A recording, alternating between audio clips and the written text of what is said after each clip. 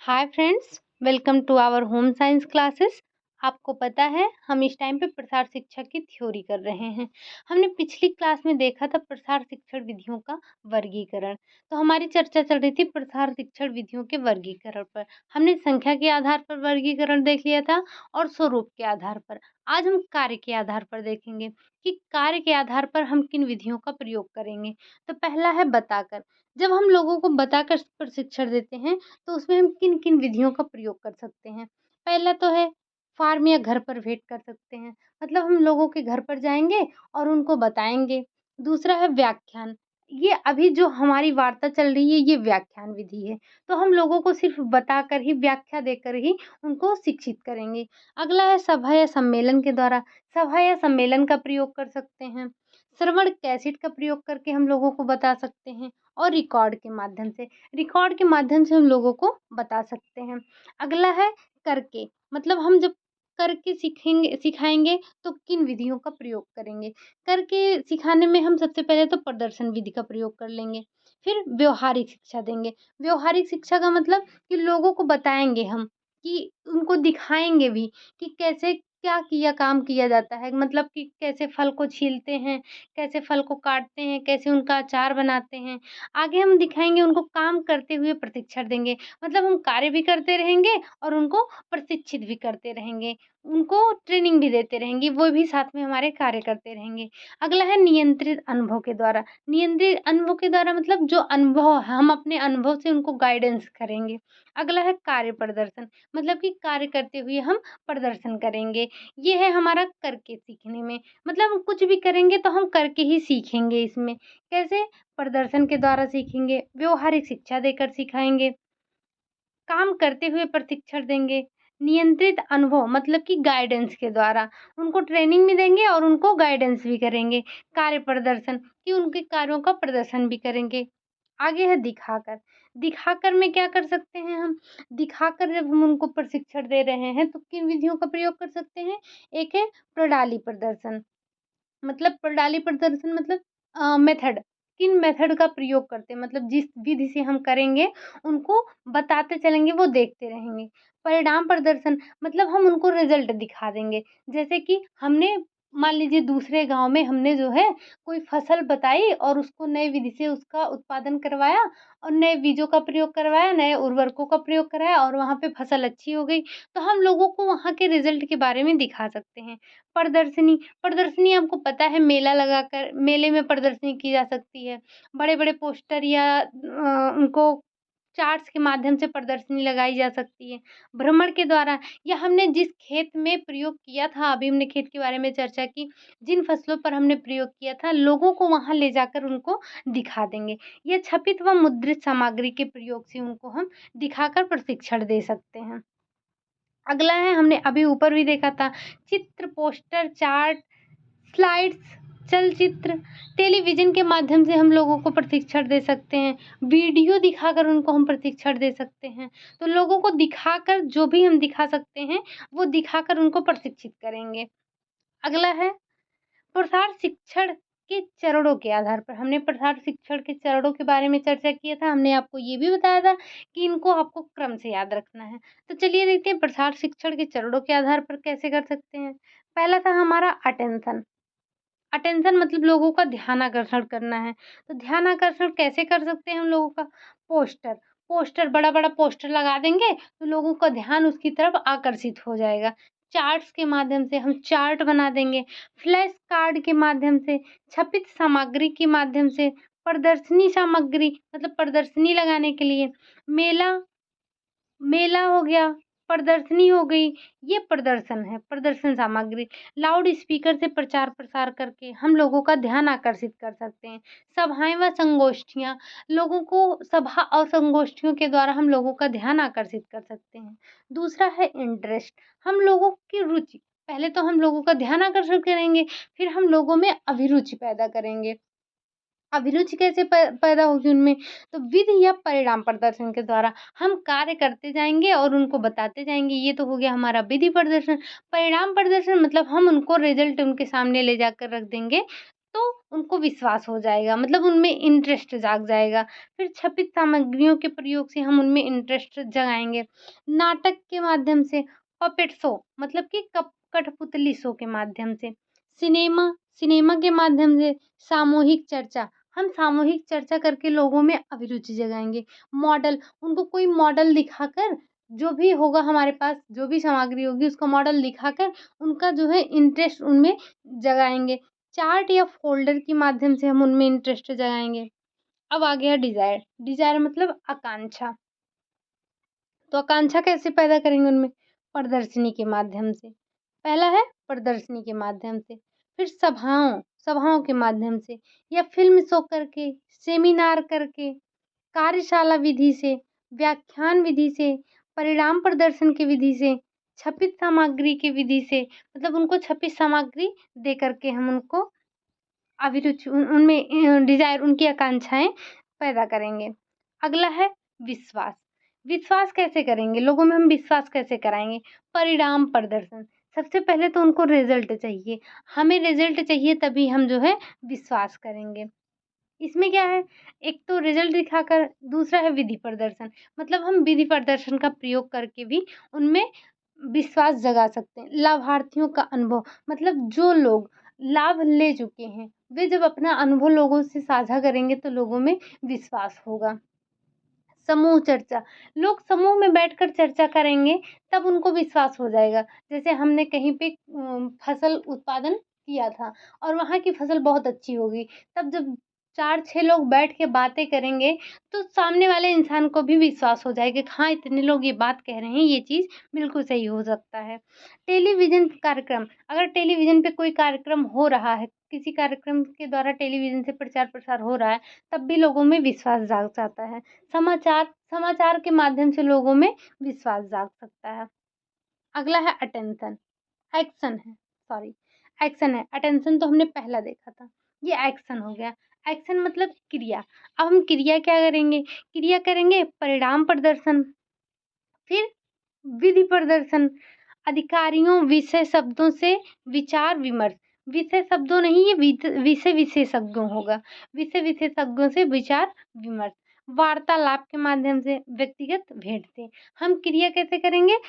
एक तो है परिणाम प्रदर्शन, फिर विधि प्रदर्शन, अधिकारियों विषय विशेषज्ञों से विचार विमर्श करके, क्रियाकलाप वो वार्तालाप से, व्यक्तिगत भेंट करके हम एक्शन लेंगे।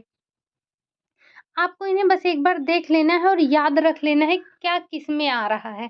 बाकी हम इनकी विस्तृत चर्चा आगे करेंगे कि क्या है विधि प्रदर्शन, क्या है प्रदर्शनी, क्या है पोस्टर, क्या है बुलेटिन्स, इन सब पे हम आगे चर्चा करेंगे। बस आपको इसमें से याद रखना है किस विधि में क्या आ रहा है। तो अगला है संतुष्टि। संतुष्टि के अंतर्गत क्या-क्या आ जाएगा? व्यक्तिगत संपर्क, कार्य क्षेत्र भ्रमण, सफलता की कहानियाँ सुनकर, समाचार से, परिणाम प्रदर्शन से। तो इन विधियों के द्वारा लोगों में संतुष्टि आ सकती है। मूल्यांकन, ये तो हमारा सबसे मोस्ट और लास्ट होता है प्रसार शिक्षा के चरण में। तो मूल्यांकन में क्या करेंगे? व्यक्तिगत संपर्क करके हम मूल्यांकन करेंगे, समूह चर्चा करके मूल्यांकन करेंगे, परिणाम विश्लेषण करके मूल्यांकन करेंगे, विशेषज्ञों से विचार विमर्श करके या परामर्श लेकर मूल्यांकन करेंगे, घर पर तथा खेत पर भेंट कर कर मूल्यांकन करेंगे। तो ये था हमारा प्रसार शिक्षा के चरणों के आधार पर। हमने कौन-कौन सा देख लिया? हमने देख लिया कि संख्या के आधार पर, स्वरूप के आधार पर, कार्य के आधार पर और प्रसार शिक्षा के चरणों के आधार पर। अब हम देखते हैं ग्रहण करने वाले की श्रेणी के अनुसार। इसमें आपको बहुत ही इम्पोर्टेंट मिलेगा, 2-4 पॉइंट आपको याद रखना ही है। जैसे पहला है शीघ्र ग्रहणकारी। तो आपसे क्वेश्चन पूछा जाता है शीघ्र ग्रहणकारी को जो सबसे पहले सीख लेता है उसे क्या कहते हैं? तो उसे इनोवेटर कहते हैं। अब ये जो इनोवेटर होते हैं ये कैसे सीखते हैं? तो ये अगर टेलीविज़न से देखकर, मतलब टेलीविज़न पर भी कोई कार्य हो रहा है या कोई क्रिया विधि बताई जा रही है, जो भी है, तो ये टेलीविज़न के माध्यम से ही सीख लेते हैं।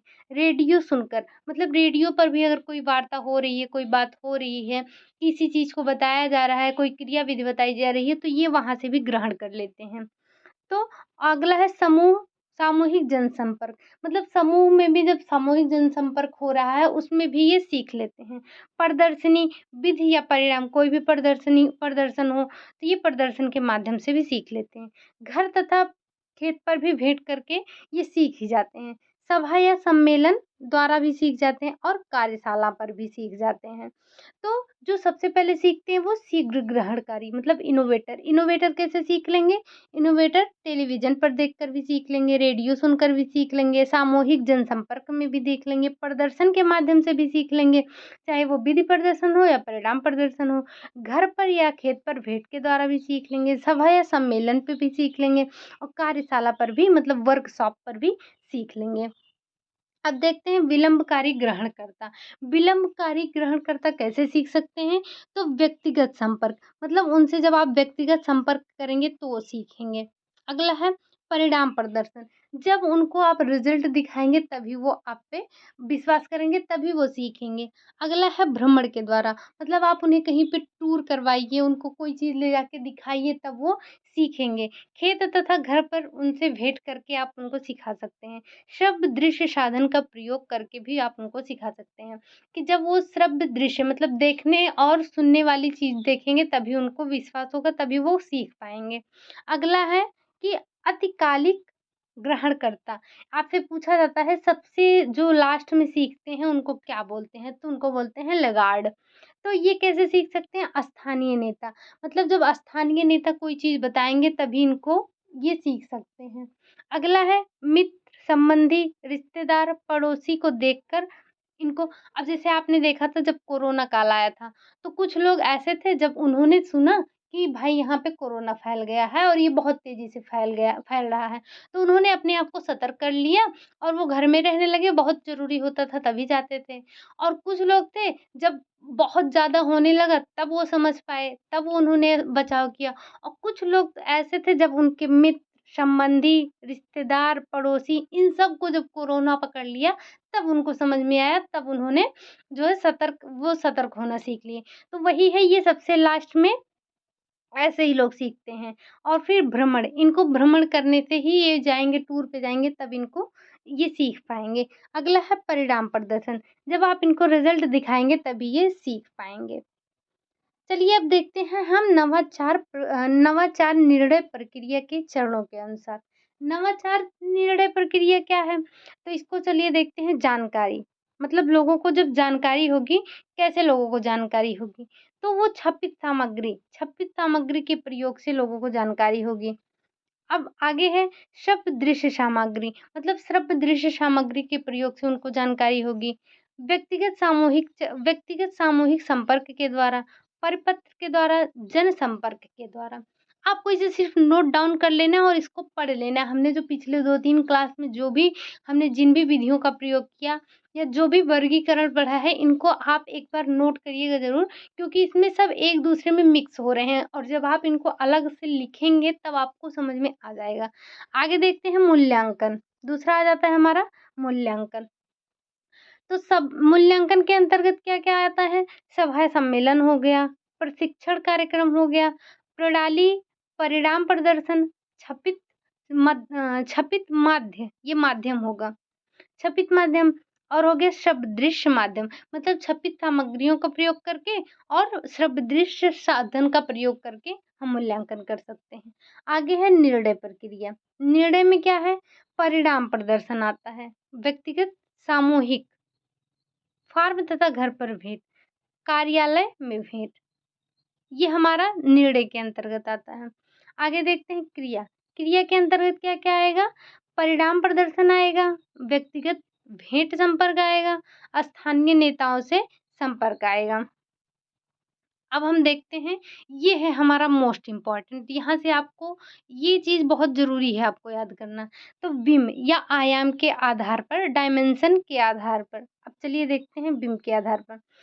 तो ये मुख्य रूप से 2 प्रकार के होते हैं। कौन-कौन से होते हैं?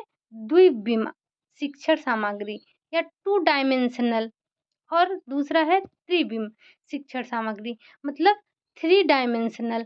इसमें 2 विम क्या है या 2 डायमेंशनल क्या है?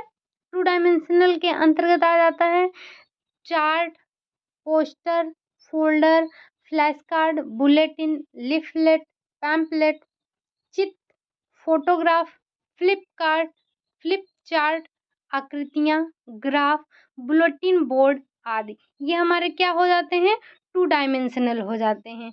और 3 डायमेंशनल में क्या-क्या आते हैं, वास्तविक वस्तुएँ आ जाती हैं, नमूने, मॉडल ये सब आ जाते हैं 3 डायमेंशनल में। अब हम देखते हैं प्रक्षेपण के आधार पर। प्रक्षेपण के आधार पर कितने होते हैं, 2 होते हैं। पहला क्या होता है, प्रक्षेपित शिक्षण सामग्री, और दूसरा क्या होता है, गैर प्रक्षेपित शिक्षण सामग्री। अब हम देखते हैं ये प्रक्षेपित और गैर प्रक्षेपित है क्या। प्रक्षेपित क्या होता है, film projector, slides projector, overhead projector, opaque projector.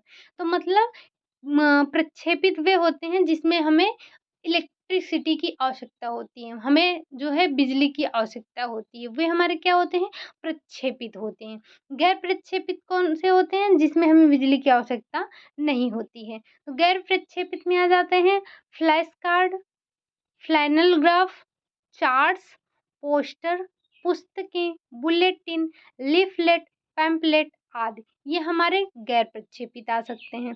मतलब जिसमें हमें लाइट की आवश्यकता नहीं होती, हमें बिजली की आवश्यकता नहीं होती, इलेक्ट्रिसिटी की आवश्यकता नहीं होती, वे हमारे गैर प्रक्षेपित होते हैं। और जिसमें हमें लाइट की आवश्यकता होती है, प्रकाश की आवश्यकता होती है, बिजली की आवश्यकता होती है, वे हमारे होते हैं प्रक्षेपित। तो अब हम इसके आगे प्रक्षेपित और गैर प्रक्षेपित पे हम अगली क्लास में चर्चा करेंगे। वीडियो कैसा लगा है बताइएगा ज़रूर। चैनल को सब्सक्राइब कीजिएगा, वीडियो को लाइक कीजिएगा। मिलते हैं नेक्स्ट क्लास में, तब तक के लिए बाय बाय, टेक केयर।